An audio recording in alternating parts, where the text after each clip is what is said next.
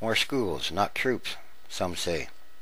Dispatching more troops to Afghanistan would be a monumental bet, and probably a bad one. Most likely a waste of lives and resources that might simply empower the Taliban, making them stronger than ever. And the more troops you send, the more it looks like an occupation of Afghanistan. In particular, one of the most compelling arguments against more troops rests on the stunning trade-off. With the cost of a single additional soldier stationed in Afghanistan for 1 year, we could build roughly 20 schools there. It's hard to do the calculation precisely, but for the cost of 40,000 troops over a few years, well, we could just about turn every Afghan into a PhD. The Hawks respond, it's naive to think that you can sprinkle a bit of education on a war-torn society. It's impossible to build schools now because the Taliban will blow them up. But in fact, it's still quite possible to operate schools in Afghanistan, particularly when there's a strong buy-in from the local community. Greg Mortensen, author of 3 Cups of Tea, has said that there are 39 schools in Afghanistan and 92 in Pakistan, and not one has been burned down or closed. One aid organization has 295 schools educating 50,000 girls in Afghanistan, and so far, not a single one has been closed or burned by the Taliban. Another aid group has 32 schools in Afghanistan and Pakistan, with none closed by the Taliban, although local communities have temporarily suspended 3 for security reasons. So in short, there is still vast scope for greater investment in education, health, and agriculture in Afghanistan. These are extraordinarily cheap and have a better record at stabilizing societies than military solutions, which in fact have a pretty dismal record. In Afghanistan, for example, we have already increased our troop presence by 40,000 troops since the beginning of last year.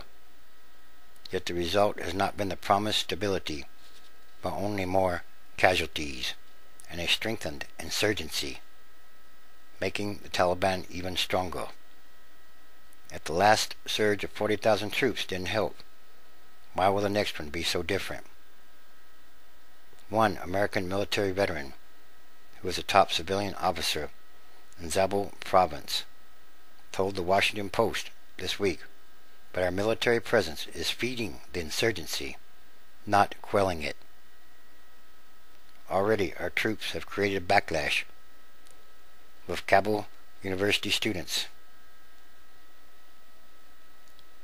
The heavier our military footprint, the more resentment, and perhaps the more legitimacy for the Taliban. Schools are not a quick fix or silver bullet any more than troops are. We have abundant evidence that they can over time transform countries. And in the area near Afghanistan, there's a nice natural experiment in the comparative power of educational versus military tools. For instance, since 9/11, the United States has spent at least $15 billion in Pakistan, mostly on military support, and today Pakistan is more unstable than ever. In contrast, Bangladesh, which until 1971 was a part of Pakistan, has focused on education in a way that Pakistan never did. Bangladesh now has more girls in high school than boys. In contrast, only 3% of Pakistani women in the tribal areas are literate. Those educated Bangladeshi women joined the labor force, laying the foundation for a garment industry and working in civil society groups. That has led to a virtuous spiral of development, jobs, lower birth rates, education, and stability. That's one reason Al-Qaeda is holed up in Pakistan, not in Bangladesh, and it's a reminder that education can transform societies. When one travels in Pakistan, evidence is seen that one group, Islamic extremists, believes in the transformative power of education. They pay for schools that provide free schooling and often free meals for students. Then they offer scholarships for the best pupils. What is not seen on trips in Pakistan is similar numbers of American-backed schools. For roughly the same cost as stationing 40,000 troops in Afghanistan for 1 year, theoretically, we could educate the great majority of the 75 million children worldwide who, according to UNICEF, are not getting even a primary education. So, what about the kids?